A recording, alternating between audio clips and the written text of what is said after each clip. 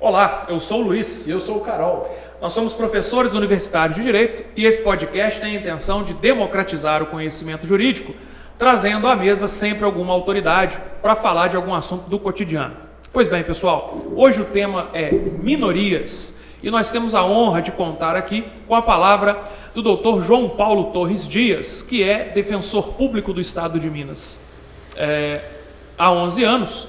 E também é ex-assessor do Gabinete da Defensoria Pública Geral e também membro da comissão organizadora do 8º concurso da Defensoria Pública de Minas. Ele também é especialista em Direito Constitucional e também mestrando em Direito e Inovação pela UFJF. Dr. João Paulo, muito obrigado por aceitar o nosso convite. Seja muito bem-vindo e fique à vontade para trazer aí as suas considerações iniciais sobre esse tema, minorias. Eu que agradeço o convite, né? Primeiramente, eu tenho que agradecer a oportunidade. Gosto muito de conversar, né? Trocar ideias. Eu acho que conversar, dialogar, a gente cria conhecimento e gera mais dúvidas, né? Acho que o objetivo é sempre gerar dúvidas. Claro. A gente não tem certezas, né? Quem tem muitas certezas, né? Normalmente, né? Embora seja uma afirmação, não está com a verdade, né? Como diria Carlos Drummond de Andrade, né? E você no meio do mestrado aí, você está na hora de Tem muita dúvida. Só dúvida. Só dúvida, né? Sempre com dúvidas, né? É um tema muito instigante, né? É um tema que perpassa muito pela Defensoria Pública também, né? Seja do ponto de vista da normativa constitucional, da previsão infralegal, né? O tema minorias ele tem a ver inicialmente com direitos humanos, né? E aí é um tema também que sempre vem à tona, né? Seja por questões de ordem política, seja por questões de disputa também. Mas, inicialmente, né, uma rápida digressão, né, os direitos humanos ele vem numa construção histórica de longos anos, né? Não há vamos dizer, um autor que diga que começou em determinado momento, né? Mas você tem menções ali na Magna Carta, 1215, ali como uma restrição ao poder, vamos dizer, estatal. Depois você tem na Revolução Francesa, né? A Declaração dos Homens, né? Do Cidadão dos Homens, 1789, Declaração Universal dos Direitos Humanos, né? No pós-Segunda Guerra Mundial. Em especial a tentativa ali de trazer um mínimo, né, de humanidade para as normas jurídicas, né, porque se viu um momento de tentativa de destruição mesmo do ser humano, né? E desde então os direitos humanos ele vem se desenvolvendo, né, seja no direito constitucional, na filosofia do direito, e eu acho que é muito importante se debater, o que eu venho estudando muito no mestrado também, é a perspectiva interdisciplinar, né? Outras áreas também, né? A própria sociologia, antropologia, como que eles enxergam o direito também, né? Porque entender os fenômenos, o direito não é uma bolha, né? E a minoria, dentro dessa perspectiva, né? Ela também perpassa por questões de ordem política, de reconhecimento de direitos, né? Como que os direitos são reconhecidos, né? Eu gosto muito de associar o tema minorias a questão relativa à democracia, né? Tem um texto que a gente vem estudando sobre a orientação da professora Joana. São vários textos, mas tem um texto do professor Luiz Miguel e ele faz um resumo desse debate sobre o que é democracia, né? Qual é a concepção de democracia? Bom, você tem ali o voto, né, da maioria, as pessoas têm que aceitar o resultado da maioria, né? Mas qual que é a concepção de democracia, né? Isso está muito em voga, né? Em resumo, são 5 correntes, vamos dizer assim. Uma corrente que nós estudamos muito na faculdade, que é uma corrente liberal. Então, você participa da democracia por meio do voto, você exerce seu direito de voto, perspectiva iluminista, né? Isso foi um grande avanço à época. Você concebe a várias pessoas, né? Amplia o direito a voto, embora tenha começado aí sem a ausência das mulheres, né? A questão censitária também, mas a perspectiva liberal com o direito a voto, mas o limite dela se dá justamente em votar. Você vota e não faz mais nada. E delega essa representação para os representantes, né? E eles ali vão fazer as políticas públicas. E eles vão escolher ali as leis que vão regular as minorias, a própria maioria, né? Quem participou dessa lei? A pessoa diretamente afetada esteve ali presente na discussão? Nesse primeiro modelo, não, porque houve uma votação que você votou naquele representante e ele, por uma delegação, né? Então você tem um lapso, vamos dizer assim, entre o que a lei prevê, né? E o que as pessoas que realmente sofrem as consequências desses direitos vivem na realidade. O segundo modelo, que é um modelo republicano, que tem muito em consideração a noção de bem comum, então uma movimentação do ponto de vista do plebiscito, né? Você participar do senso comum, da votação, essa noção coletiva, como se fosse um contrato social próprio Rousseau. Esse modelo democrático de participação desses instrumentos, ele segundo essa corrente, é um modelo democrático que atenderia. E eu falando sobre esses modelos, eu já adianto que não existe um modelo, para mim, correto, né? É uma fusão dos modelos, claro, né? E todos têm vantagens e desvantagens. E essa desvantagem desse modelo, vamos dizer, republicano, esse perigo de dizer o que é o senso comum. Sim. Qual que é o conceito de bem comum, né? O que é bom para todo mundo, né? E você tem determinados valores que são colocados como bons ou melhores para todo mundo, que às vezes não são, né? Existem diferentes estilos de vida que devem ser respeitados. Mais uma introdução relativa à questão da minoria, né? Então, por exemplo, o casamento, não, todo mundo tem que casar, né? Isso é uma perspectiva do estilo de vida de algumas pessoas, né? Você não pode impor para todos, né? E a minoria se insere assim. Esse é um problema que eu vejo também, segundo esse professor, no modelo da democracia republicana. Um terceiro modelo, muito difundido no nosso meio, é um modelo procedimental. O próprio Habermas, né? E aí a teoria que veio daí, pós-Segunda Guerra Mundial, houve uma necessidade de aproximação da norma, da normatividade, do fato com valores.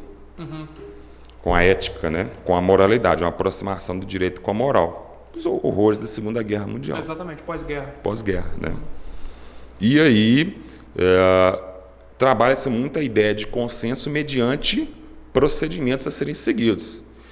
E o principal ponto, vamos dizer assim, desse modelo, que é a agregação de determinados valores, o direito ele não é um mundo só, ele precisa ter uma ancoragem em valores externos. Aí já começa a discussão interdisciplinar, onde se começa a noção do constitucionalismo, né? Até o próprio direito civil constitucional, né? Buscar a ideia da dignidade da pessoa humana, valores extrajurídicos, vamos dizer assim. Busca-se na ideia de legitimação.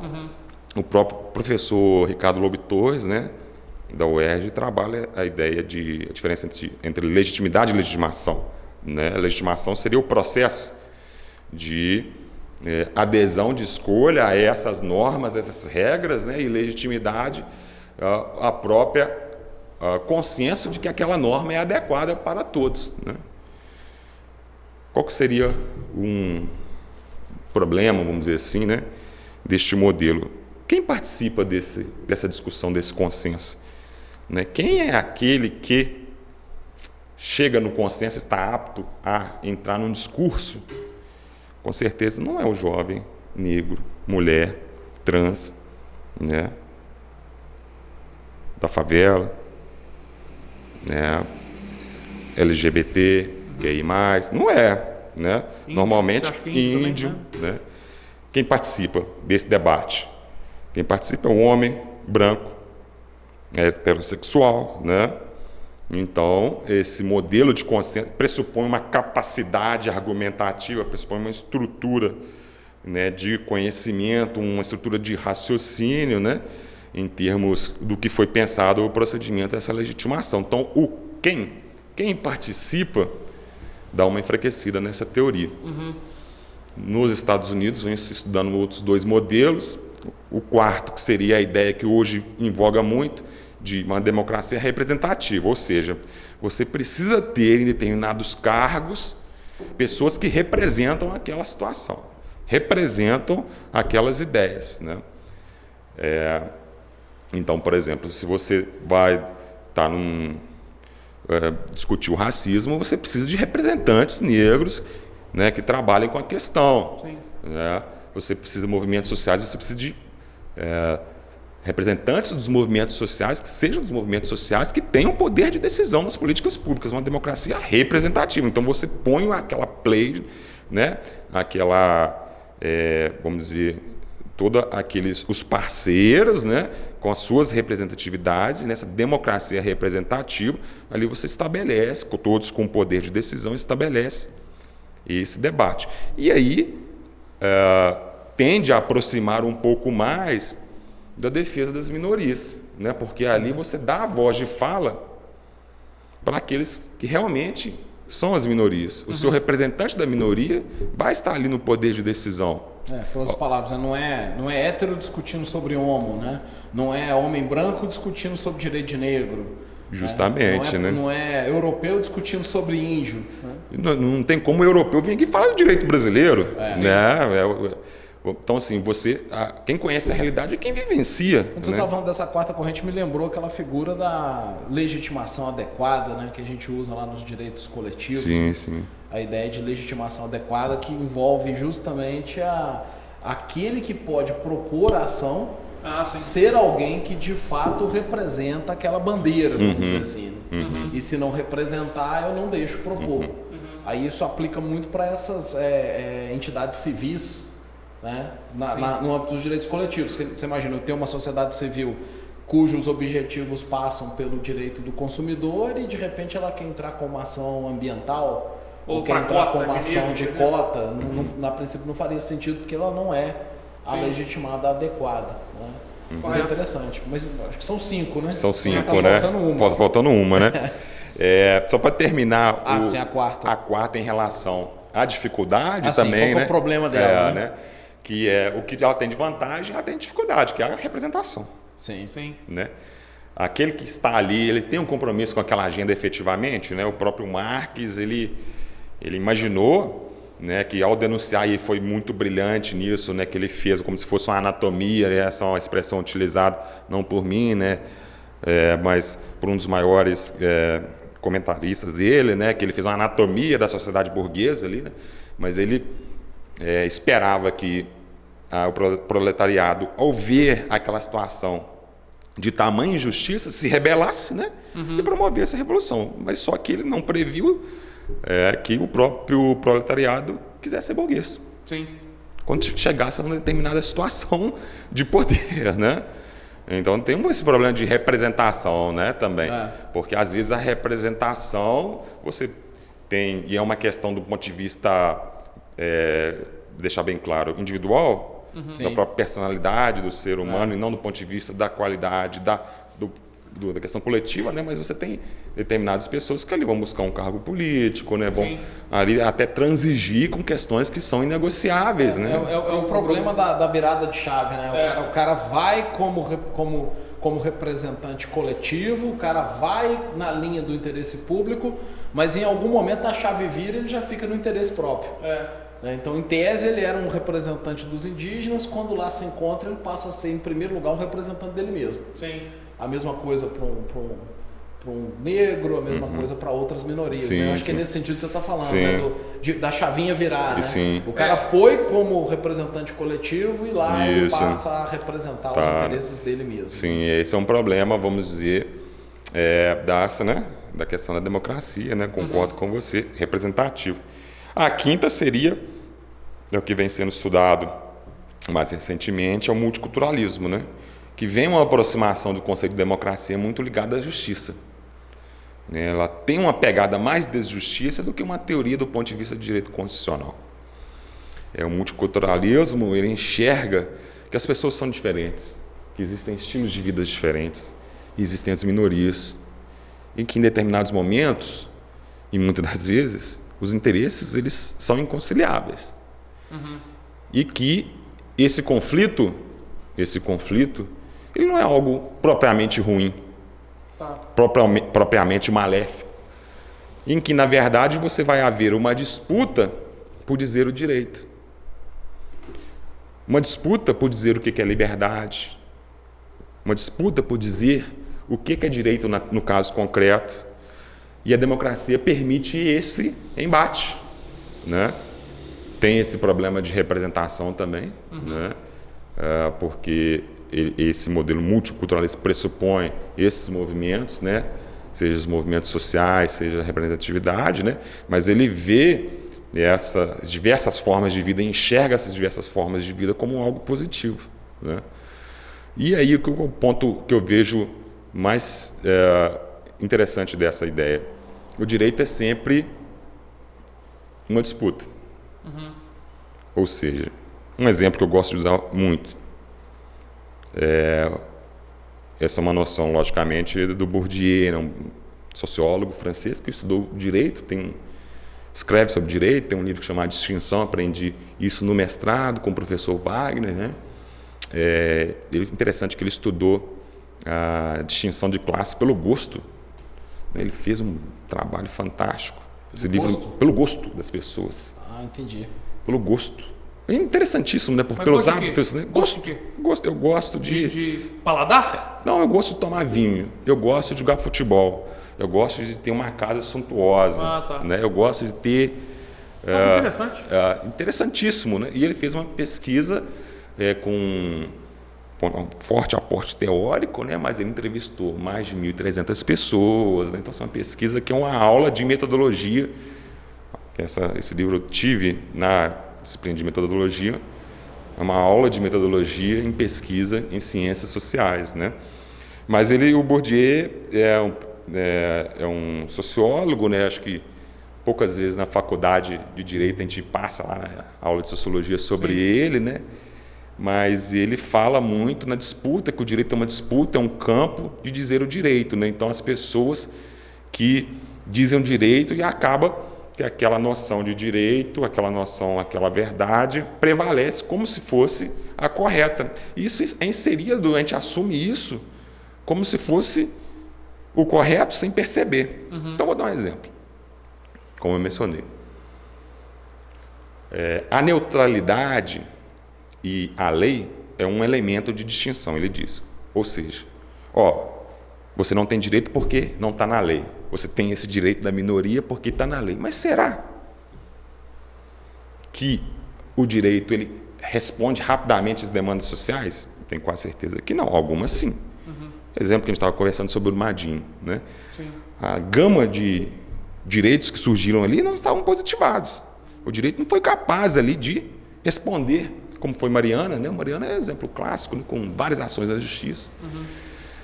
Exemplo que ele utiliza dos sindicatos, dos trabalhadores nos Estados Unidos, né? Acho que do ponto de vista argumentativo, né? Vamos dizer, um início de discussão é que os sindicatos eles promoveram muitos ganhos do ponto de vista do trabalhador, né? Nas greves, nas lutas coletivas. Então, as pessoas trabalhavam, né, 18 horas, 16 horas, condições indignas, né? E com os movimentos, com os sindicatos, né? Com as pressões, greves, né? As condições de trabalho melhoraram, né? E os sindicatos dos Estados Unidos chegaram,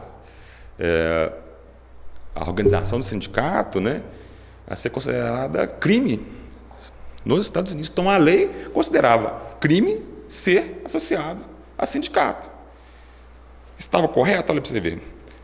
Então, a lei, a neutralidade, o homem branco, heterossexual, né, o homem médio, rico, né, trazendo essa ideia de neutralidade, o direito visto para essas pessoas e o direito não visto para as minorias, né? Então, veja que nesse exemplo do sindicato, lá era considerado crime, então eu pergunto, né? Tudo que está na lei é direito? De concessão? Muitas das vezes não, muitas das vezes é dizer o direito. Naquele momento de força política, aquela situação considerou o sindicato como crime. Né? E o que eu quero dizer é que isso foi uma disputa política, porque as empresas entendiam que a organização dos sindicatos era prejudicial às atividades econômicas e fizeram aquela lei. Multiculturalismo, disputa. Então, a grande que eu vejo questão a ser debatida de problema, né, como a gente colocou no início aqui, de trazer algumas perguntas, né, mais do que dar respostas, né, será mesmo essa neutralidade? Veja que o direito ele é muito impessoal, né? Sim. Matar alguém, né, os termos impessoais, né? Somos todos impessoais? Somos todos um só? Não, né? Temos diversas formas de vida que são todas corretas, são todas adequadas, são todas devem ser amadas, né? Então você ter essa disputa do campo político, do ponto de vista de dizer o direito, a interface entre direito e política, né? Isso que o multiculturalismo trabalha. Qual é a influência da política no direito? Porque a minoria é justamente isso, né? Quando você tem um guarda-chuva de direitos, considerado direitos, para determinada situação, uma cota, né? Olha a luta que se é para ter uma cota, né? E a discussão que isso dá. Sim. Tem pessoas que não concordam, tem pessoas que concordam, né? Isso é disputa. Sim. De dizer o direito, o que é correto. Gente que não concorda e tudo, né? Está na lei, mas está na lei, é o correto. Então, assim, em linhas gerais, seriam essas 5 posições, né? Sabe o que me veio à cabeça com esse último exemplo aí multicultural que você falou? Tem um processo legislativo dos Estados Unidos que eu adoro ler sobre ele sempre que eu posso achar um texto novo e tal. É o processo da 13ª emenda, que foi a emenda que teria abolido a escravidão nos Estados Unidos, né? E foi uma insistência do Lincoln de passar com essa emenda e tal. Na época ele foi muito criticado porque estava com a popularidade lá em cima, mas ia mexer com o interesse econômico de muita gente. Todo mundo falou para ele, sai fora disso, pelo amor de Deus. Ele falou, não, quero passar, não tem sentido escravidão, beleza. Só que tudo é fruto, o direito é fruto de um processo político. E aí, a primeira maneira como passou a 13ª emenda, falava que a escravidão, que nenhum homem poderia ser colocado, independente de cor, na condição de escravo, vírgula, exceto se praticou algum crime. Foi assim que passou a primeira emenda que aboliu a escravidão nos Estados Unidos. E, simultâneo a isso, o Congresso americano começou a criar algumas figuras criminosas, como vadiagem. Porque o cara era escravo. Entendi. Ele era mandado embora, não tinha o que fazer. Não dá emprego para ele. Está na vadiagem, vai preso, então ele pode voltar a ser escravo. Entendeu?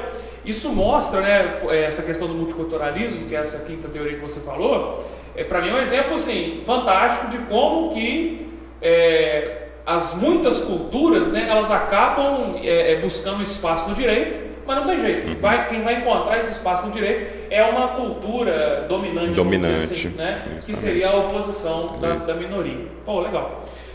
Doutor, assim, puxando aqui algum gancho ainda, minoria não tem nada a ver com quantidade numérica, né? Não. Conforme muitas pessoas pensam, né? Não. Porque, por exemplo, o Brasil, salvo engano, tem uma população, salvo engano, né? Não tenho convicção desse número, acho que 57% dos brasileiros se autodeclaram pretos ou pardos, salvo engano. Ou seja, é um número majoritário. É a maioria, né? É a maioria. Mas a gente sabe que os pretos, até por conta do processo de escravidão, eles são minorias, né? Sim. Esse conceito de minoria, já que ele não tem a ver com matemática, você colocaria ele com qual critério? O critério, na verdade, né, de dominação. Dominação, né? A força da norma oprimindo, né, essa parcela da população em relação ao seu modo de viver, né? Então, hoje no direito constitucional você tem a professora Tula, né, da PUC do Rio, que trabalha a questão da americanidade, né? Americanidade, que na verdade é uma releitura do direito constitucional com base no nosso processo de escravidão, né? Lélia Gonzalez, né? Então você tem hoje são mulheres, né, negras, né, que debatem a questão da dominação, né? Sim. E essa é uma perspectiva muito do ponto de vista do próprio Bourdieu, né? A minoria, você ser oprimido, né? Ter os seus valores, o que você acredita, que não sejam respeitados, né? Não ter essa oportunidade de convivência, não ter a oportunidade de você andar tranquilo na rua, né? De você ser agredido, né? De você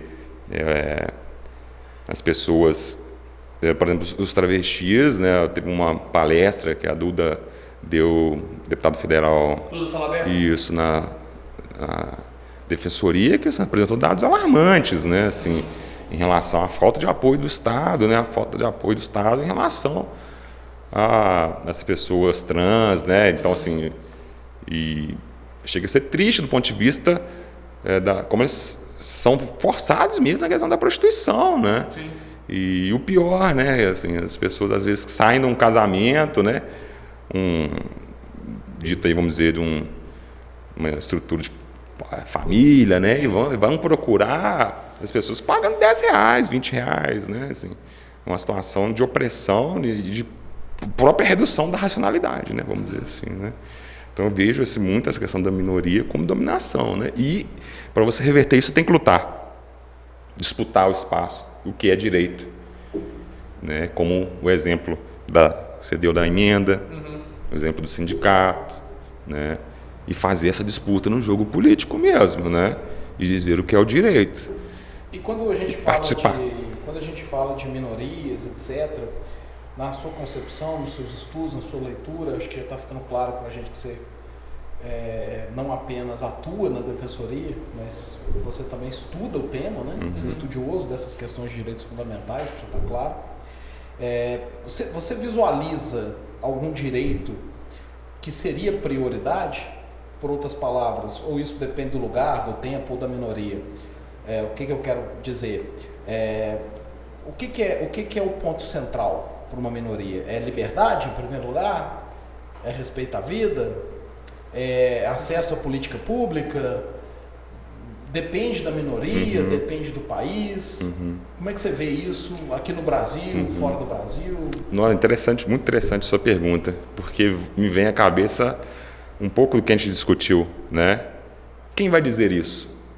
Sim, já começa aí. A própria minoria vai dizer isso. O que é importante para a minoria? Para uma dada minoria, às vezes o que está mais incomodando ela é a violação à integridade física, à vida, né? Isso nós vamos outras vezes é a liberdade, né? Ela se cerceada. Ela tem que participar desse processo de decisão, ter voz e falar por ela. Tem razão. Né? E discutir isso, né? Não os operadores do direito chegarem com uma neutralidade, não vai ser isso daqui, né? Uma decisão judicial, porque às vezes a decisão judicial, o sistema judicial, ele é uma das vias, ele é uma porta. Sim. Né? Existem diversas portas. Sim. Né? A justiça tem diversas portas. Sim. Né? Então, existem a conciliação, mediação, né? Tem diversas outras formas de fazer justiça. Eu até formulei a pergunta porque me veio à mente, nessa última concepção que você tratou, né? O multiculturalismo, que, como você disse, todas elas têm problemas, mas me pareceu no multiculturalismo que um direito que talvez perpassasse por essa concepção é a liberdade. Né? A ideia de multiculturalismo me parece exigir a liberdade como forma de respeito às várias perspectivas de vida. Né? Talvez num procedimentalismo, até com um pouco menos de liberdade, você ainda poderia atingir certos resultados. Sim, né? Mas no multiculturalismo parece um pouco mais complicado. Mas você tem toda a razão, porque essa resposta tem que partir de fato da respectiva minoria. Porque às vezes o que é dor de uma minoria não é de outra. Sim. Né? Às vezes, vou chutar e pensando assim, de forma subjetiva mesmo. Me parece que o homossexual ou o trans, ele tem uma dor maior na liberdade do que tem, por exemplo, o negro.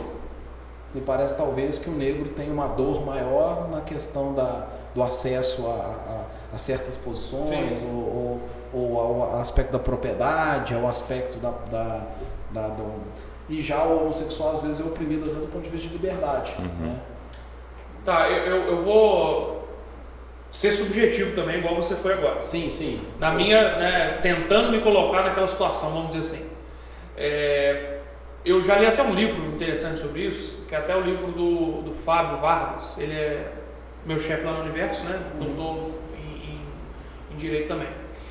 Que ele escreve sobre a figura do trans nos tribunais brasileiros, né? E assim, tem até alguns relatos e tal. Essas pessoas, esse conjunto de pessoas que nós estamos chamando aqui de minorias, que são flagelados sociais, né? Eu acho que a própria existência deles, olha como é que eu estou indo na filosofia do negócio aqui.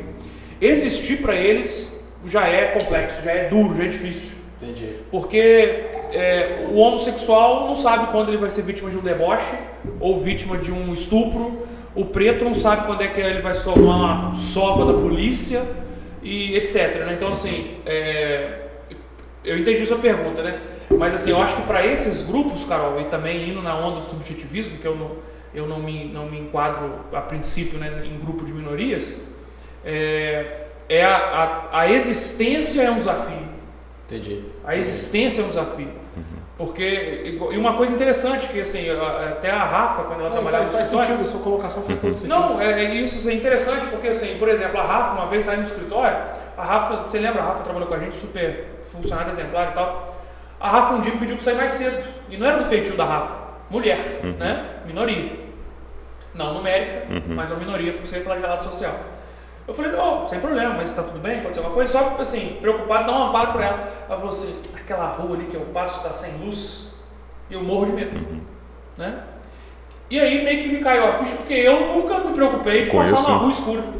Sim. Mas é um medo que a mulher tem. Ou talvez não pelos motivos que ela tinha se preocupar. Exatamente, entendeu? Então assim, vamos dizer, eu acho que nesses grupos é difícil identificar um direito A ou B que queira ser perpetrado, buscado, né? Onde a representatividade vai ser muito importante. Mas eu acho que a existência deles já é um desafio. Nossa, eu concordo com você, acho que você colocou muito bem. A sobrevivência, né? A sobrevivência. As pessoas sobrevivem, né? Na realidade, tentam sobreviver, tentam né? sobreviver. Tentam sobreviver. Porque meio que o mundo não foi feito para elas.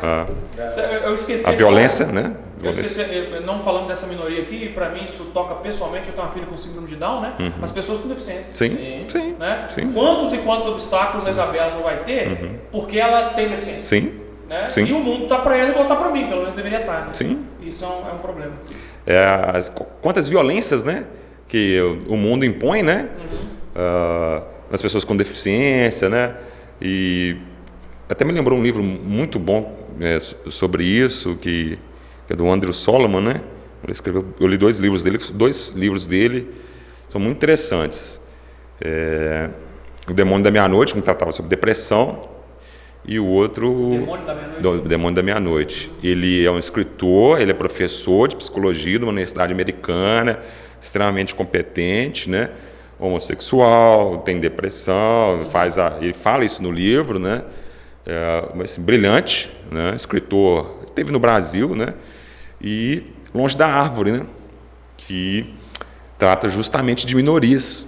Esse é um livro muito interessante. Ele trata de diversas questões, síndrome de Down, as pessoas que têm dificuldade na audição, né? Que fazem o implante coclear, né? E lá ele faz algumas reflexões justamente sobre isso, né? Qual que é a imposição da sociedade?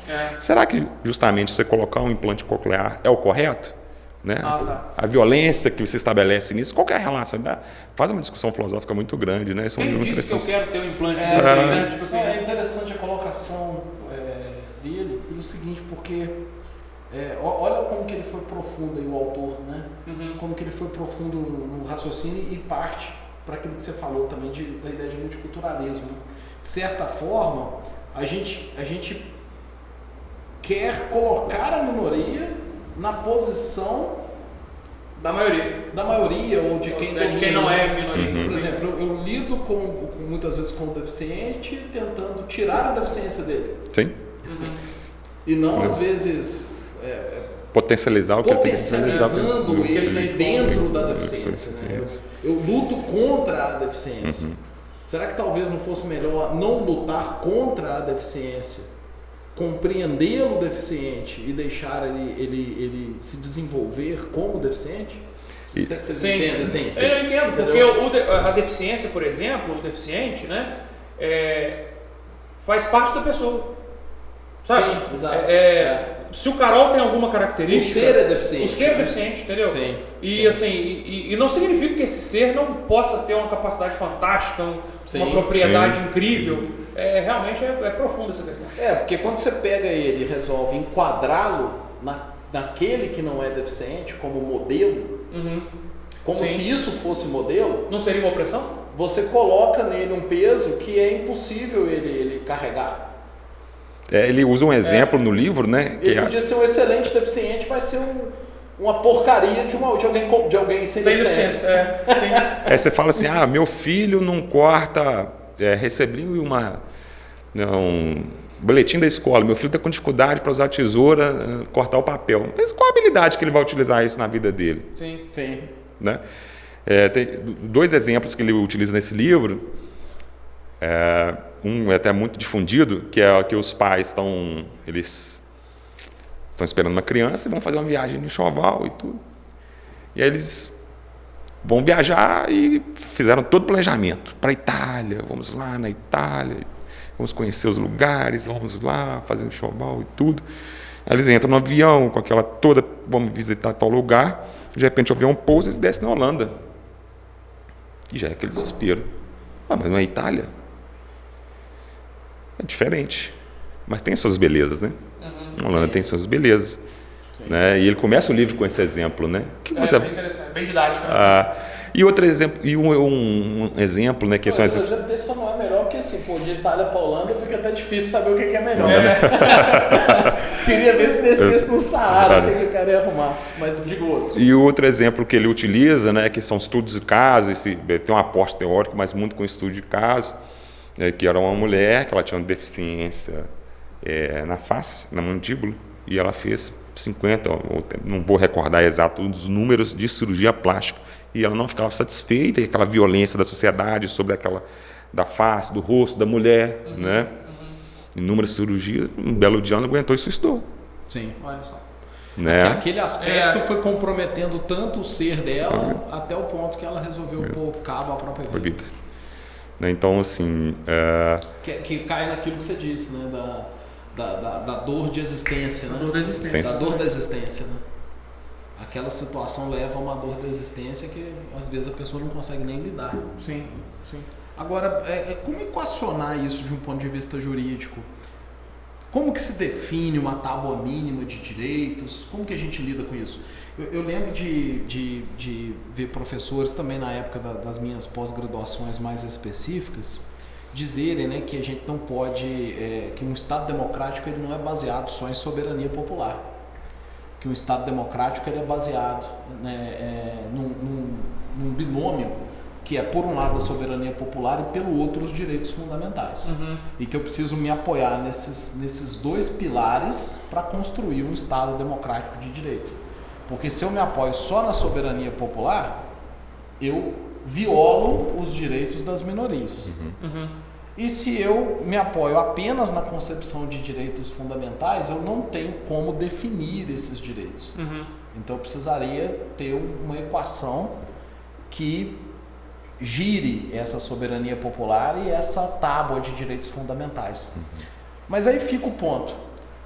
Como definir esses direitos fundamentais?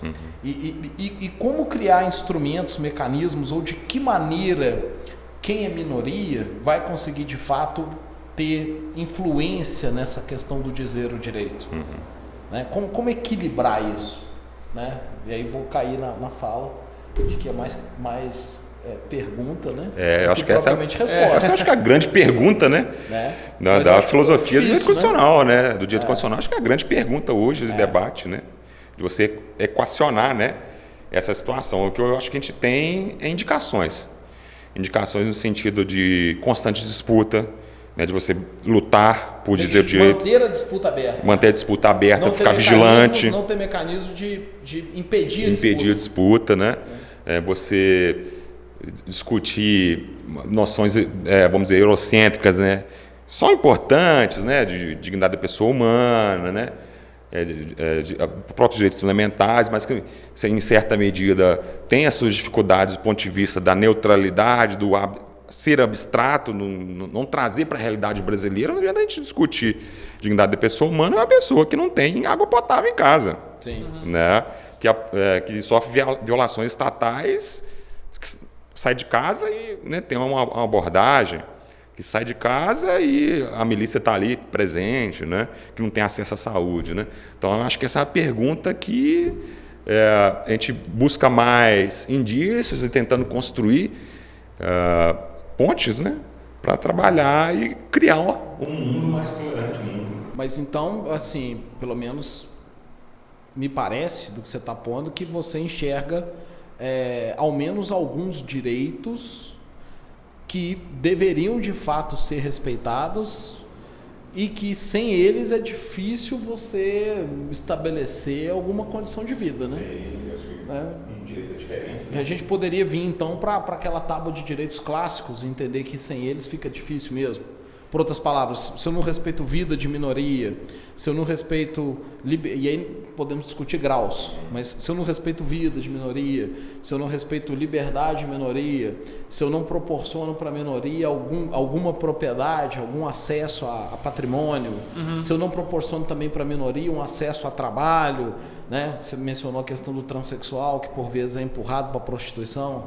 Será que isso não é um problema de falta de trabalho, né? Se eu não proporciono educação, se eu não proporciono um acesso à saúde, o que será que passa por aí? Talvez passa por aí, né? Eu acredito que passe por aí, né? Poderíamos ter um consenso, e acho que talvez, né? Vou estar na minha hipótese, as próprias minorias concordariam.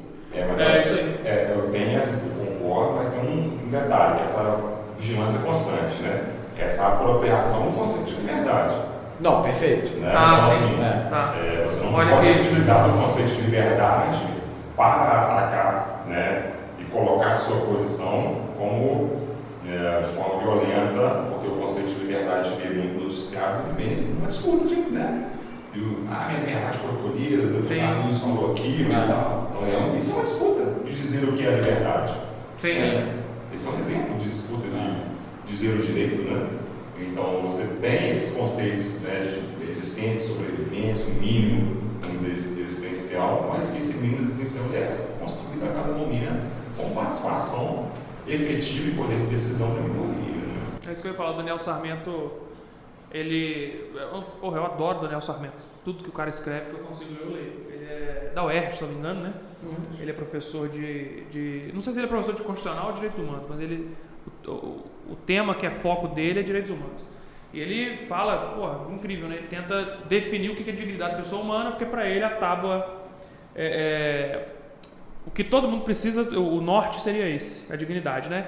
E aí, se não me engano, ele divide em 5 subconceitos a dignidade, e um deles é o mínimo existencial, que talvez passasse por isso que você começou a dizer, né? Mas assim, isso aí realmente porque aquele negócio. O que é dignidade da pessoa humana? Daniel Sarmento fala que a dignidade da pessoa humana está dividida em 5 elementos. Só que a dignidade da pessoa humana é uma coisa muito subjetiva. Quando você vai ler os 5 elementos em que ele dividiu a dignidade, os 5 também são subjetivos. Então, assim, é difícil de você tratar exatamente isso, né? É muito complicado. É um pouco indeterminado, né? Mas eu acho que essa posição que a gente está construindo, no sentido de que parte muito também por dar voz, né? A quem está na situação é essencial. Fundamental. Porque às vezes o que é vida para mim não é vida para ele. Às vezes o que é liberdade para mim não é liberdade para ele. Às vezes o que é patrimônio para mim não é para ele. Sim. Porque tem formas de vida, né? Tem gente que às vezes sacrifica. Aí não estou falando de minorias especificamente, estou falando de pluralidade de visão. Tem gente que sacrifica a liberdade a favor de propriedade. Tem gente que sacrifica a propriedade a favor de liberdade. E assim vai, né? E são também opções. E aí vai dizer que tem que dar mais liberdade para quem não está querendo tanta liberdade porque está mais focado na propriedade? Ou eu tenho que dar mais propriedade para quem não está querendo propriedade porque está mais focado na liberdade? Me veio à mente, me veio à mente, mas me fugiu o nome dele, de um cara que já foi morador de rua, que está até bem festejado nas redes sociais. Sei quem é. Eu também não sei o nome, mas eu sei de quem você está falando. E ele diz muito isso, que ele passou uma vida sem ter as coisas porque ele queria manter a liberdade e ele sabia que as coisas aprisionam.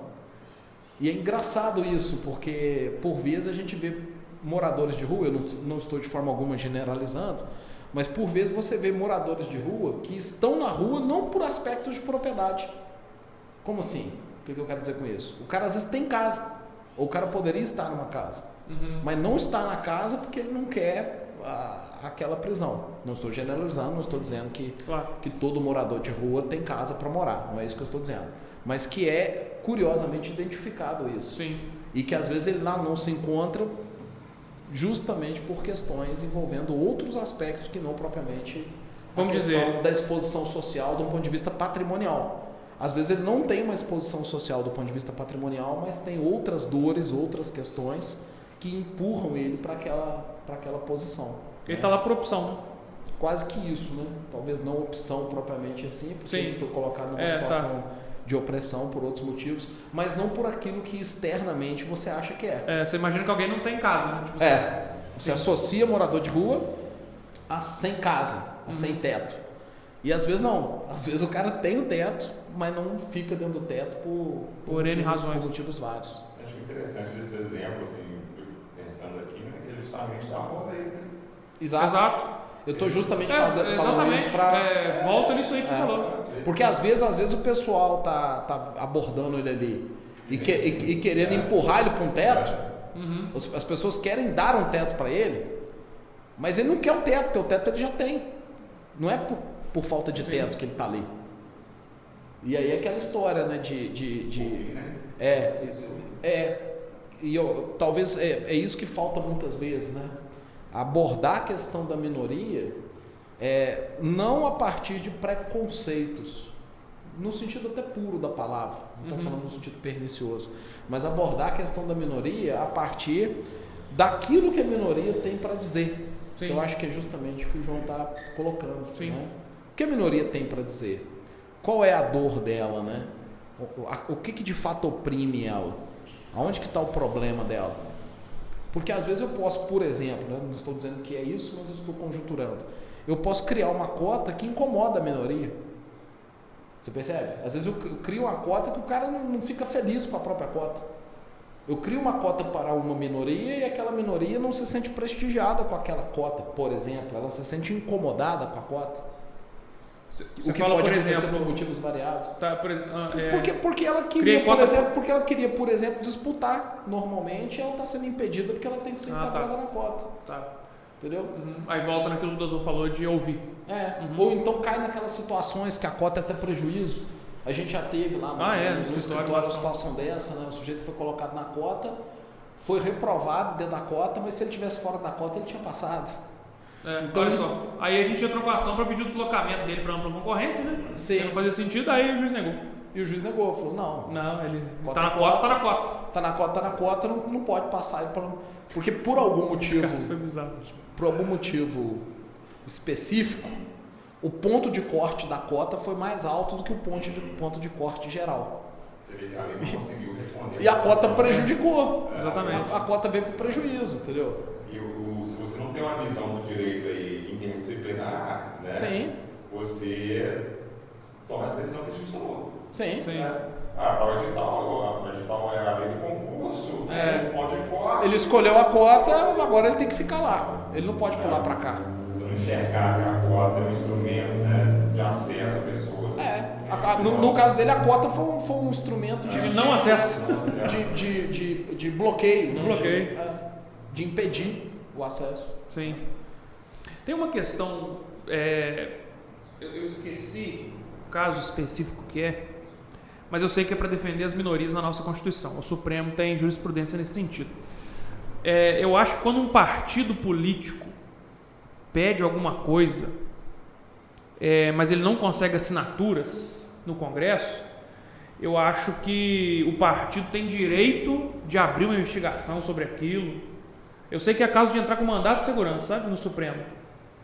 Por exemplo, o PL, PX, PT, não importa, qualquer partido, ele quer investigar o presidente, né? Não consegue as assinaturas. E aí o partido entra no Supremo... Não conseguiu abrir uma CPI. Não, exatamente, não conseguiu abrir uma CPI. Você entra no Supremo, você tem direito de abrir a CPI, porque senão o direito das minorias estaria tolhido. Tem alguma coisa assim, eu não lembro agora... Vai entrar muito na discussão sobre política, né? Sim. De dizer o direito, né? Se o próprio Supremo vai entrar né, numa norma interna corporis, né? Então, por exemplo, uma norma interna corporis, você tem a CPI com tantas assinaturas, e mais o judiciário interferir numa norma, né? Vai entrar uma discussão interessante, né? Sim. E aí, do ponto de vista, se essa própria minoria tem que lutar, né? Sim. Atrás, né? Tem que correr atrás, né? Tem que disputar o espaço, disputar a fala, né? E vai, né, ter esse embate, vamos dizer assim. Isso. Doutor, por exemplo, cota, então, você é amplamente favorável? Amplamente. Cota para preto, para pardo, para indígena e para escola pública? Então, a escola pública é interessante, né? E outra coisa, para aproveitar, condição social, por exemplo? Eu sou a favor de cotas para minorias, né? Tá. Então, resumir assim, né? Eu acho que você tem que ampliar o acesso para as pessoas, né? A Universidade Federal, para mim, ela foi, falando do ponto de vista pessoal, um agente de transformação. É verdade. Né?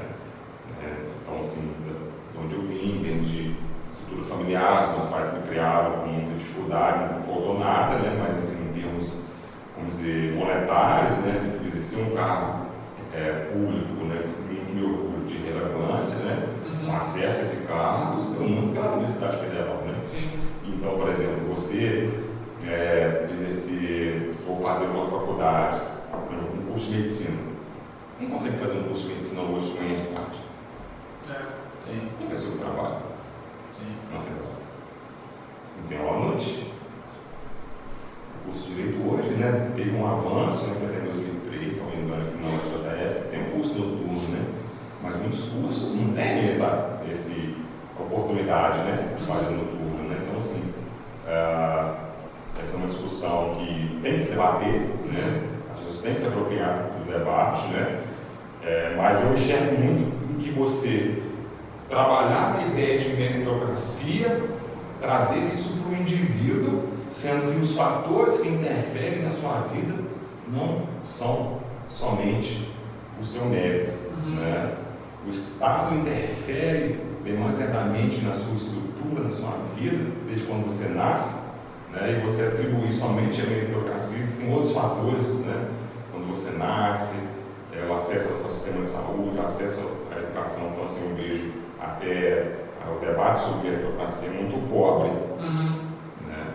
Do ponto de vista... É como se ela fosse solução para os problemas, né? A questão da individualidade. Existem pessoas que conseguem, né, sobressair, mas elas são os gênios, né? Essa não é a realidade. Essa não é a realidade, né? Então, você julgar um indivíduo quando o Estado interfere demasiadamente desde quando você nasce, de múltiplas questões, né? Não adianta, né? Uma criança que vai sair daqui e vai estar no sinal com uma bala, ela vai morrer com o filho. Sim. Os seus filhos. Sim. Não vai morrer nunca, né? As oportunidades que eles estão tendo, né? Então, assim, é um debate que tem que se aprofundar e não ter retrocesso, na minha opinião. Sim. Meritocracia seria aquela ideia de que cada um, quem corre atrás consegue, ponto final, né? Seria assim, claro que eu estou simplificando bastante, né? Igual você falou, onde que eu vejo esses argumentos falharem, né? Quando as pessoas falam, não, eu sou a favor da meritocracia, assim acabou, ou então sou contra a cota e acabou. A pessoa tende a fazer uma leitura míope para pegar um exemplo do fulano, igual você falou agora, entendeu? Ah, mas o fulano que eu conheço, ele é preto, é pobre, é não sei o que lá, e hoje ele é médico, ele é juiz, ele é tudo de bom, tal. Só que essas políticas públicas de cota que defendem as minorias, elas têm que ser analisadas de maneira macro. Você não pode olhar para o exemplo do Zé, do João, do Joaquim e com isso destruir toda a política de cotas ou a política que defende as minorias, né? Porque exatamente o que acontece? Você tem o João ali que mandou bem, arrebentou, deslanchou na vida, ok. Mas isso não é a realidade das pessoas, desse grupo de minorias que está incapacitado. Então, o erro que eu vejo muito comum das pessoas que criticam, por exemplo, cota e tal, e claro que eu não estou aqui de maneira alguma criticando quem é contra a cota, eu sou a favor, né? Acho que o sistema podia ser um pouco melhorado talvez, mas Eu, de modo geral, sou a favor de cota. É falar do fulano que conhece, que se deu bem e que o ciclano não se deu bem porque não quis. Mas assim, é complicado. Uma vez eu estava numa o que eu acho, conversa, para completar esse ponto que você está falando, o que eu acho a respeito de cota é que deveria ter mecanismos para algum momento tirar o cara do grupo. Porque eu estou convicto que em algum momento o cara não faz mais parte do grupo e continua se favorecendo dessa situação. Como assim? O que você quer dizer com isso? Entendi. Hoje a gente tem um sistema que o cara pode usar cota múltiplas vezes em múltiplas situações. Será que um negro promotor ele precisa usar cota para virar juiz? Entendi. Podia ser um esquema de queimar o cartucho, entendeu? Entendi. Pensar sobre isso. Ou, por exemplo, será que um negro que teve acesso à universidade, ou um índio que teve acesso à universidade, quando se formou, ele continua num prejuízo tão grande assim a respeito dos outros? E depois que ele passou num concurso, ele continua também? Isso é uma coisa que não é debatida, não é posta. Em que momento vira a chave? Não vira nunca? É interessante, teve um caso do Supremo, até me deparei. Porque senão você vai favorecer pessoas favorecidas. Percebe? Porque não dá para dizer que um cara que se tornou um promotor de justiça é um oprimido. Ele já pode ter sido. Já foi, Ele pode hoje ter outras dificuldades e não estou dizendo que ele não possa sofrer racismo. A violência permanece, né? Sim. Mas percebe que talvez não faça sentido mais esse cara ter cota? Sim. Porque ele já não está mais na faixa ele já não é mais um marginalizado. Se ele virou promotor, por exemplo. Ou juiz. Né? E parece que não é. É uma discussão assim que ela perpassa não só pelo acesso, mas também como uma afirmação daquela situação que a gente não pode esquecer, né? Eu acho que o centro de cotas não vai somente pelo acesso. Teve um caso no Supremo, que a gente se deparou internamente, que foi decidido sem repercussão geral, mas, salvo engano, por um ministro, que era uma discussão de vagas internas no concurso da magistratura, salvo engano, da Justiça Federal. Houve o sistema de cotas e a discussão era: passei no concurso, ok, fiz o curso de formação. Na escolha de vagas, devo respeitar a lista da convocação ou a lista da classificação, se houver diferença? Nesse caso, o Supremo entendeu que deve-se respeitar a lista da convocação e não a da classificação. Exemplo, que a convocação sempre chama, a depender do edital, chama o primeiro, o segundo, o terceiro, um cotista. O primeiro cotista, vamos supor, vaga 1, 2, 3, a quarta é reservada, 5, 6, 7, a oitava é reservada. Palavras, o Supremo manteve a cota para... Ao longo da carreira. Ao longo da carreira. Né? Entendi. E o argumento, ele passa também, né? Esse foi uma decisão, salvo engano, do Gilmar Mendes, né? A própria violência, né, que vem ao longo do tempo, né, que não se exaure ali no acesso ao cargo, né. No meu curso de Direito, né, que é um curso elitizado, né, na Federal, né, eu acho que era uma realidade que as cotas ainda não tinham chegado, né, mas tinham pouquíssimos negros. Isso foi, falo em 2013, 2007, eu posso falar, porque eu estava lá, né. Então, eu acho que não é só uma questão de acesso, né? Mas é uma discussão que vai ser feita. Né? Eu tendo aí contra o raciocínio que você falou, da pessoa não estar mais marginalizada, porque senão eu acho que volta a entrar no erro de pensar individualmente uma coisa que tem que ser pensada macro. Entendeu? Porque assim, você consegue ver falhas no sistema a partir do ponto em que você analisa individualmente as pessoas que estariam beneficiadas para a cota. Eu acho que essa análise ela pode ser uma análise equivocada das finalidades institucionais da cota. Eu diria o seguinte, que eu entendo que o cara poderia ser cotista e cotista e cotista e cotista. Eu tendo a pensar dessa maneira, com base no raciocínio macro da sociedade. Eu, a princípio, sou sincero, eu entendo que não. Porque eu entendo que ele começa a prejudicar o próprio grupo. Entendeu? Entendo. Tipo assim, conseguimos excluir esse rapaz da opressão. Isso aí. E vamos deixar agora para os outros oprimidos ter acesso. Então ele fica, ele começa a tomar vaga dos demais oprimidos.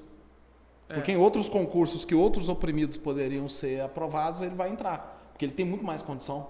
Mas deixa eu te dar um exemplo, que é uma discussão que eu travei, enfim, com Porque amigos. A minha preocupação de cota envolve muito o seguinte: em que momento eu vou reformando a política de cotas? Não. Outra coisa. E o movimento que pode acontecer na sociedade do que hoje é minoria e amanhã não ser?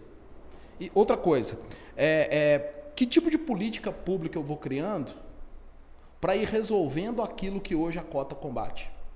Eu, pessoalmente, eu tenho muita dificuldade em aceitar cota como um mecanismo definitivo.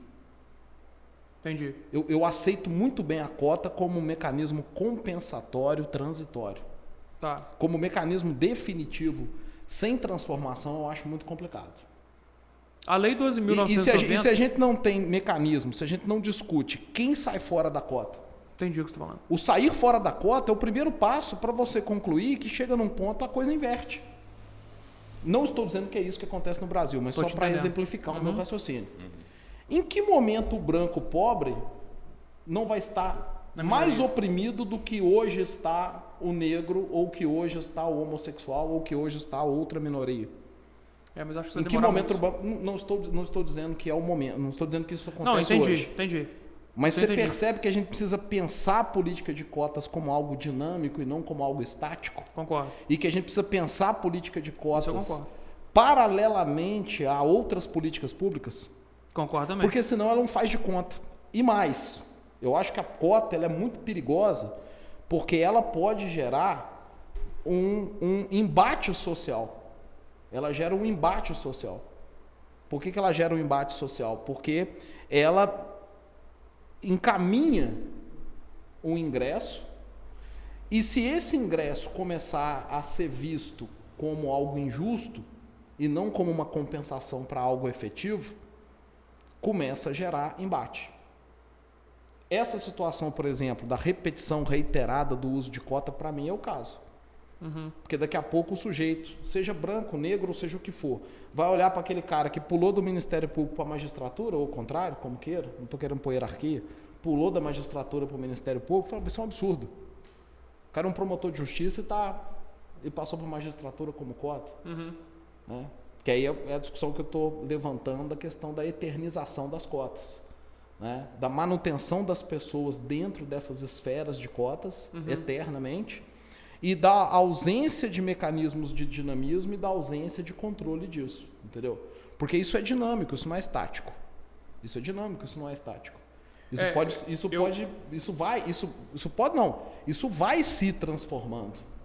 Isso vai se transformando. E a gente não vê hoje, depois de quanto tempo? Devemos ter uns 2014 15 anos aí? Não, tem mais.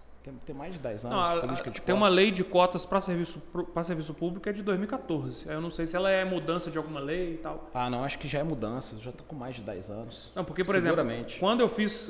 porque aí tem o seguinte, eu estou falando de lei para concurso público federal, entendeu?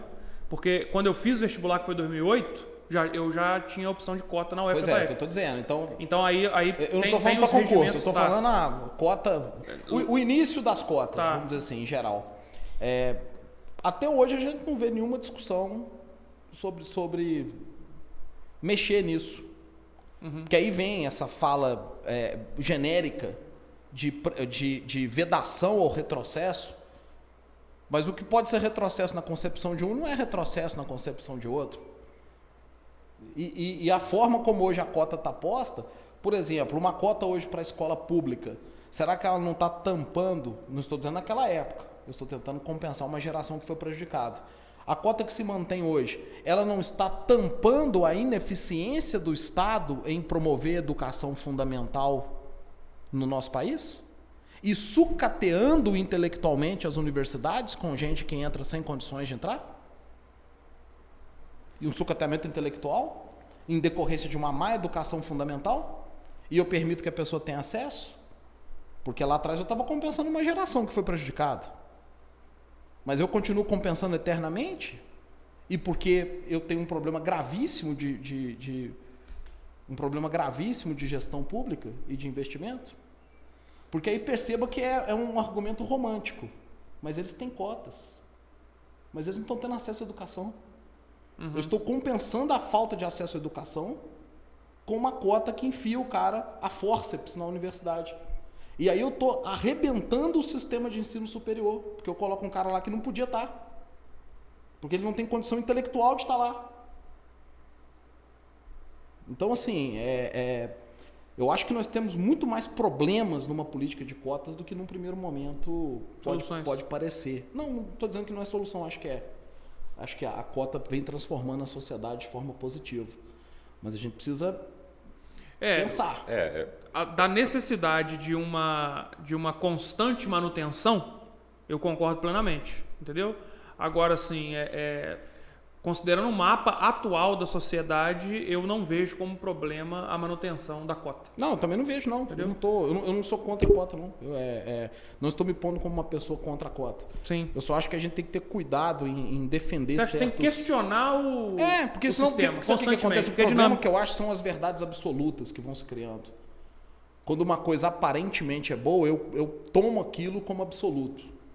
E se você for aprofundar, você começa a ver um tantão de coisas que geram distorções gigantescas. Entendeu? Eu digo porque eu vivencio isso na universidade. Na universidade eu vivencio isso. A universidade hoje está sucateada. Sucateada do ponto de vista de estrutura? Não, sucateada intelectualmente. O nível do nosso aluno caiu absurdamente. O nível da sua época não é o nível de hoje. Não é o nível da minha época. Em decorrência muito disso. Então, por isso eu sou contra a cota? Não sou contra, não. Sou a favor da cota. Mas a gente precisa, de fato, problematizar. Porque eu não estou vendo mudança em educação fundamental. Sim. Eu não estou vendo.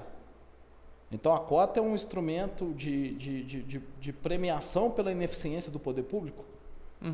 Porque, no final das contas, acaba sendo isso. Entendeu?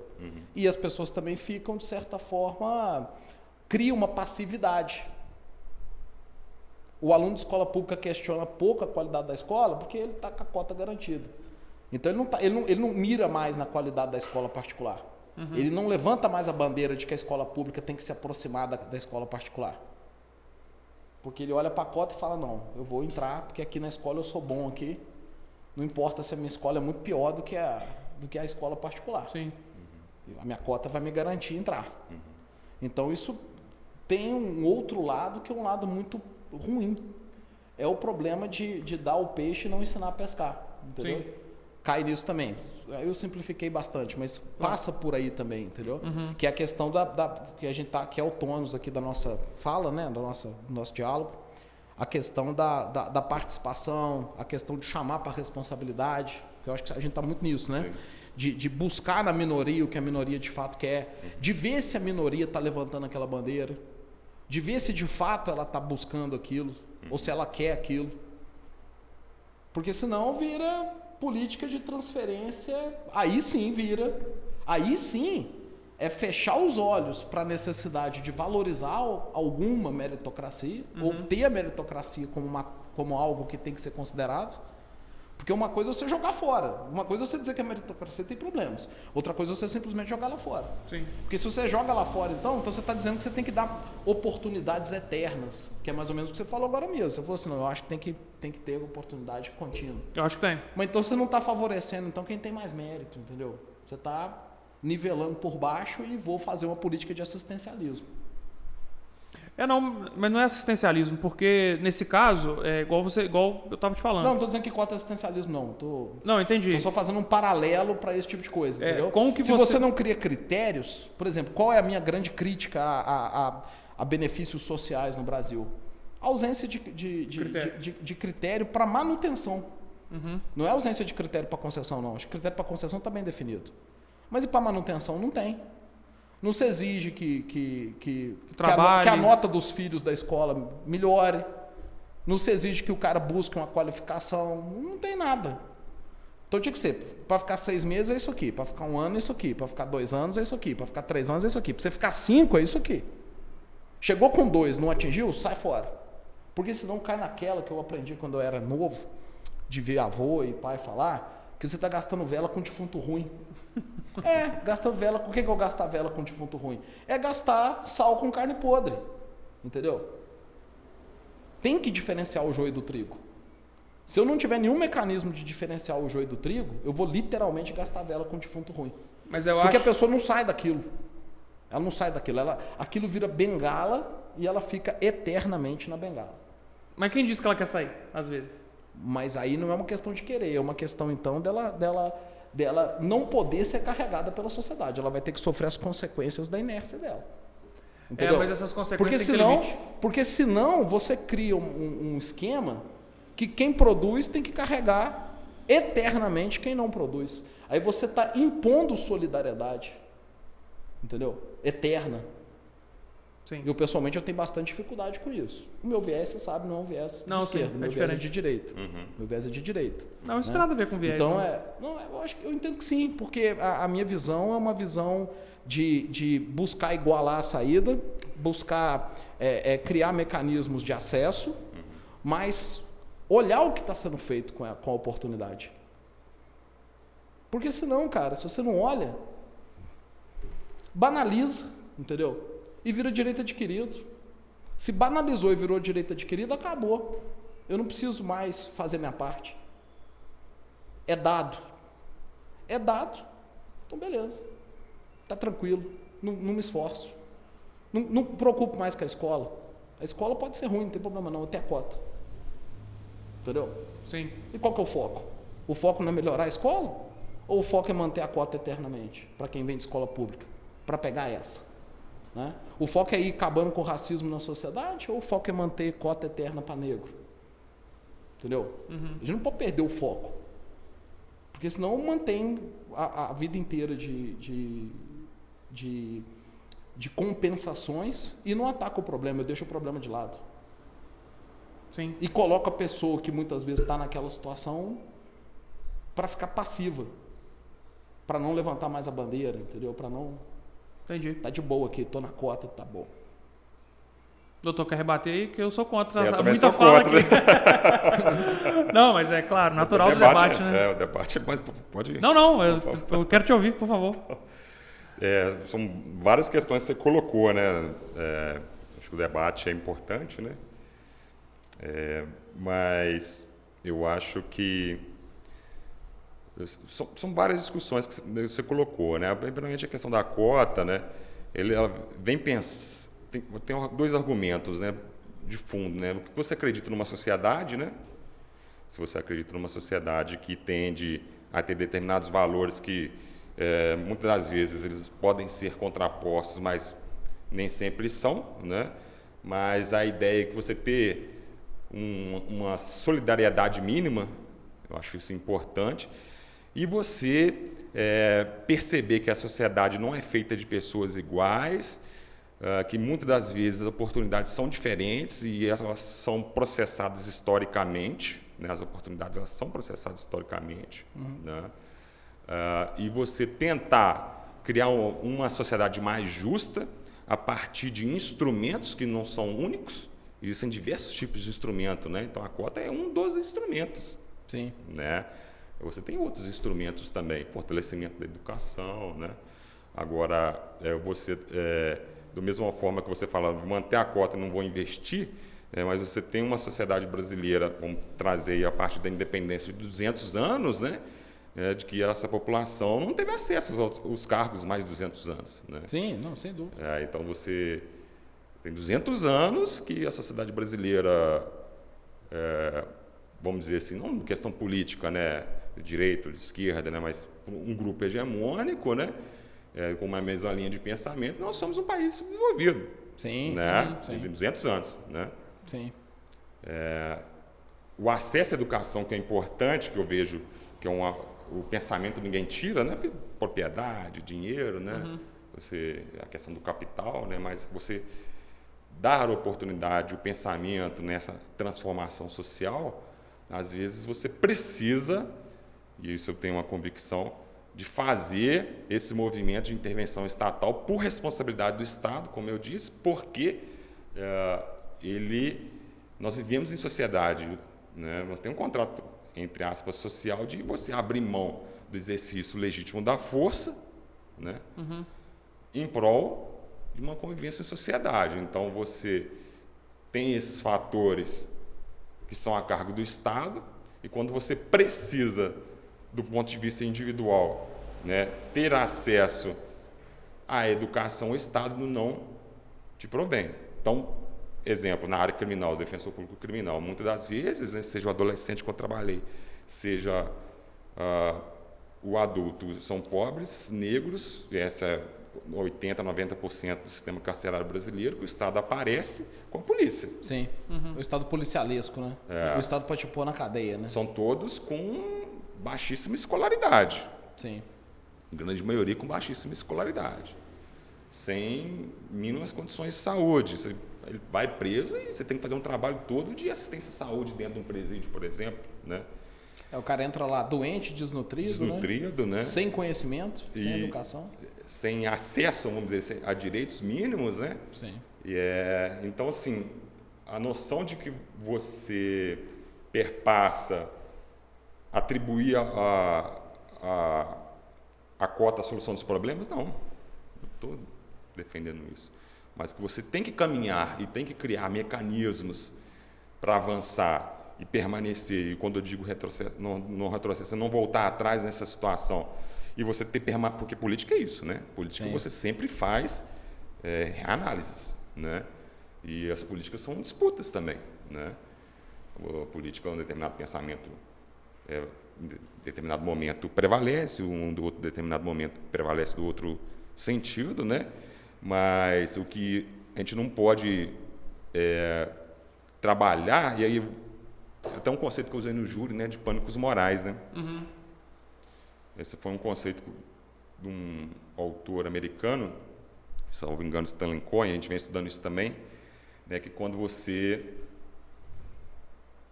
tem um indivíduo, um grupo, uma situação, um evento que atenta contra os seus valores, e aí há uma reação a essa determinada situação, desses 4 exemplos. E gera uma sensação coletiva de medo. Então, por exemplo, você não vota no candidato A ou no candidato B, é o fim da democracia. Eu não quero que o Brasil se transforme numa Venezuela. Sim, semendo medo, né, para as pessoas. Utilizar do medo, né, para você, porque você decide, você toma uma decisão na sua vida, né, seja pela razão, mas principalmente também junto com a emoção. Sim. Né?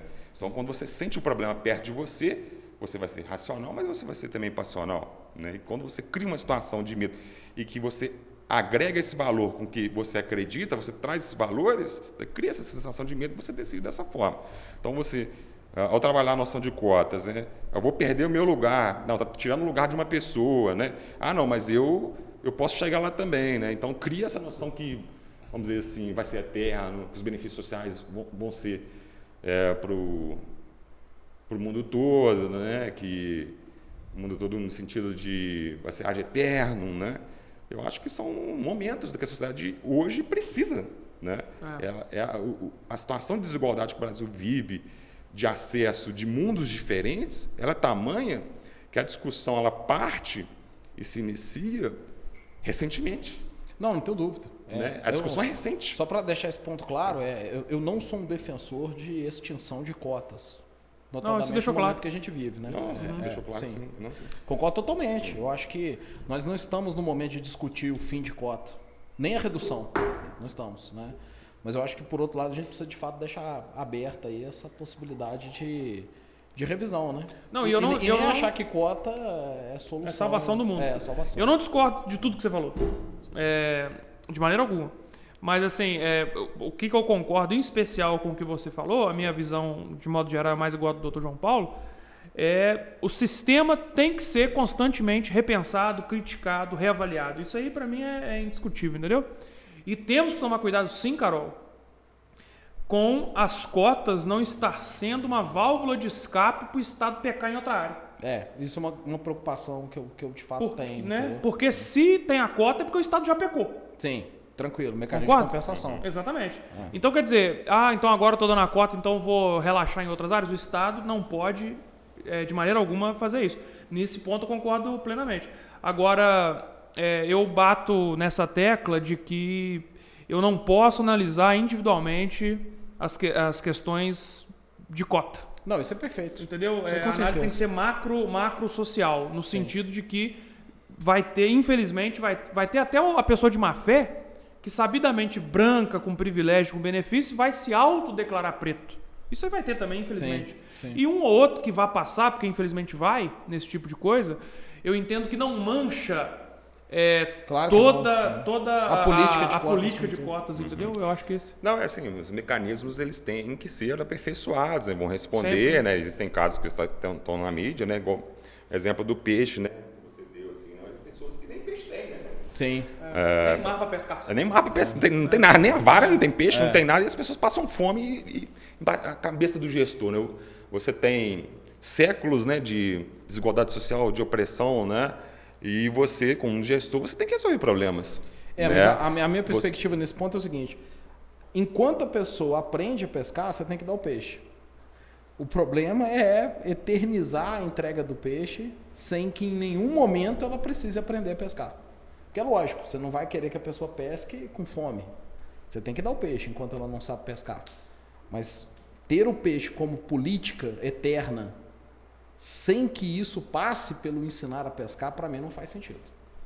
Entendeu? É nessa linha. Porque isso não faz sentido. Aí eu fico a vida inteira tirando de quem produz e dando para quem não produz. E essa pessoa não precisa mostrar nada. Ela simplesmente se mantém ali. Claro que eu não estou dizendo que quem de fato não tenha condições, porque não tem condições, tenha que conseguir o impossível. Mas eu preciso trabalhar o querer. Porque se eu não trabalhar o querer, aí, meu amigo, é complicado. Aí eu trabalho o ócio. Aí eu premio o ócio. Eu premio a falta de cidadania. Eu premio a falta de compromisso coletivo. Eu premio o benefício individual. Isso não faz sentido. Porque se a ideia é crescer como coletivo, crescer como sociedade, eu não posso premiar quem não se preocupa com o coletivo. Eu não estou dizendo que a pessoa que está lá no fundo do poço social precisa se preocupar. Sim. Mas a partir do momento que eu dou a mão e estou tirando ela do fundo do poço social, em que momento precisa virar a chave e ela começar a se preocupar com o coletivo? Ou ela vai ficar eternamente preocupada com o indivíduo, com o indivíduo dela mesma, né? Com o individual dela? O desenvolvimento do ser humano ele passa, né, pelo indivíduo e pela sociedade, né? Não é só indivíduo, não é sociedade. Exato, né? é exatamente nessa linha. Entendeu? E a discussão da meritocracia, que eu pontuei, é justamente isso. Você não pode falar só de meritocracia, claro né? Que não. É só sustentar as pessoas. O meu receio é outro. O meu receio é abandonar a meritocracia como um argumento que precisa ser mantido. Entendeu? Tirá-la fora. Meritocracia é absurda, eu elimino. Então eu vou a vida inteira carregar quem... Mais uma expressão antiga de quando eu era criança. O defunto, quando tem quem carrega, fica pesado. É isso aí, entendeu? O defunto, quando tem quem carrega, fica pesado. Então, se o cara vê que ele vai ser sustentado a vida toda e ele já não gosta de muito esforço, ele vai, então, não se esforçar jamais. Sim. Entendeu? A minha preocupação é essa. Não é dizer que eu vou ensinar a pescar quem está com fome. Sim. Primeiro eu dou peixe. Mas em que momento ele vai ter que aprender a pescar? Porque eu vou ficar dando peixe eternamente?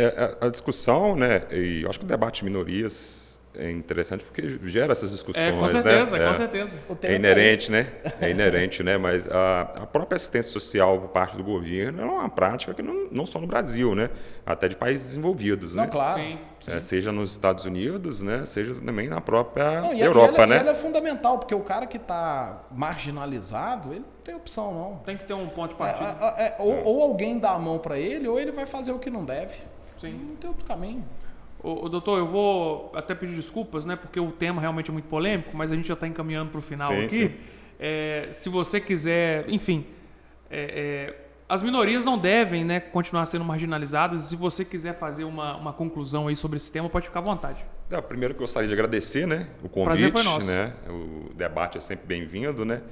Eu acho que discutir direito, discutir a influência das outras áreas do direito, a própria política, né, é sempre bem-vindo. Eu acho que quanto mais se discute, amplia e traz perguntas, o debate se enriquece, a gente cresce, né?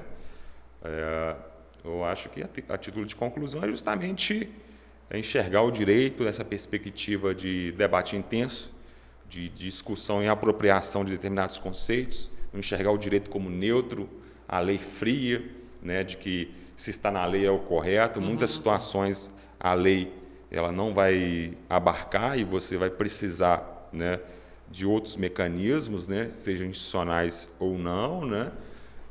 Nós demos vários exemplos disso, até um caso prático que vocês mencionaram, né, que era a questão das cotas, né? Eu acho que é justamente isso, né? Você respeitar as diferenças, respeitar as opiniões, né? E trabalhar com a ideia de diminuir as diversas formas de dominação, né?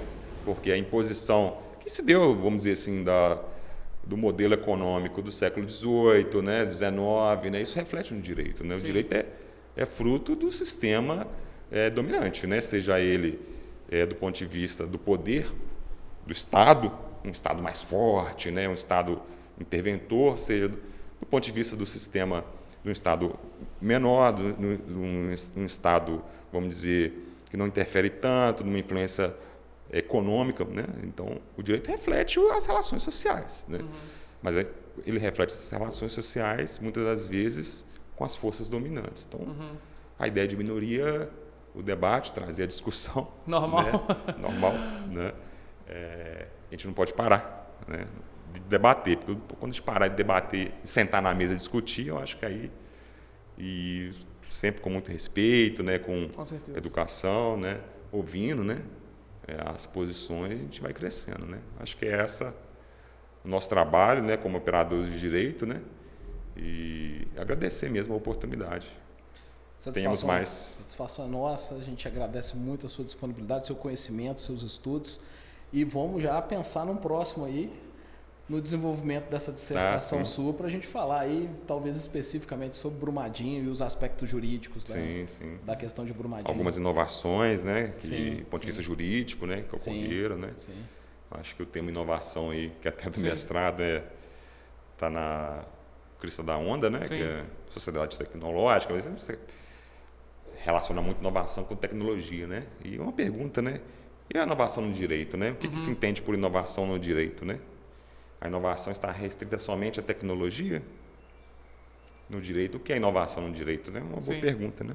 Para se discutir. Doutor, também agradeço profundamente, né? Eu tenho muito apreço pela Defensoria Pública, porque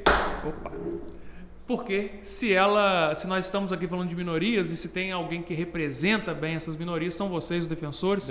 Então, meus parabéns não só pela entrevista, mas também pela profissão nobre que você exerce, né? A gente percebe que os mineiros estão muito bem assistidos naquilo que depende do doutor. Obrigado. Muito obrigado. Até o próximo. Até o próximo. Obrigado, pessoal. Até mais, pessoal. Obrigado.